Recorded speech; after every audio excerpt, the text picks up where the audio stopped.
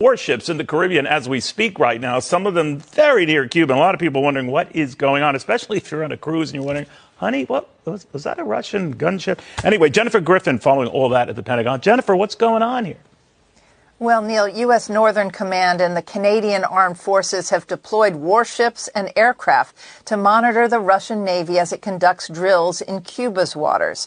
Russian warships can be seen here entering the port of Havana this morning. It feels like a return to the Cold War and even the Cuban Missile Crisis. Ships from the U.S. Second Fleet, U.S. Fourth Fleet, U.S. Coast Guard Atlantic area are shadowing the movements of 4 Russian naval vessels. A U.S. Northern Command spokesperson telling Fox, quote, "We've been actively monitoring the Russian ships as they transit the Atlantic Ocean within international waters. Air and maritime assets under U.S. Northern Command have conducted operations to ensure the defense of the United States and Canada.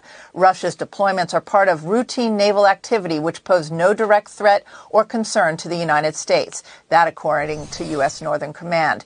The Pentagon has been monitoring the Russian warships as they cross the Atlantic, we're told. On Tuesday, the Russian flotilla sailed less than 30 miles off Florida's south coast.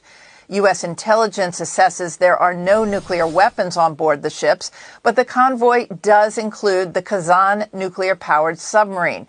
Cuba's foreign ministry said the Russian warships will be in Havana until Monday and said their presence, quote, "does not represent a threat to the region." In a clear message to needle the U.S., Russia's foreign minister, Sergei Lavrov, met with his Cuban counterpart in Moscow today, thanking Havana for taking Russia's side in Ukraine.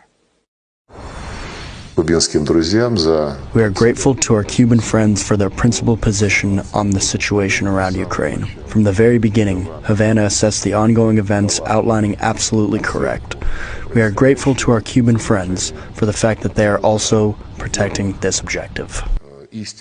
It's notable that Russia did not send its only aircraft carrier, the Admiral Kuznetsov, to Cuba. It's currently out of service.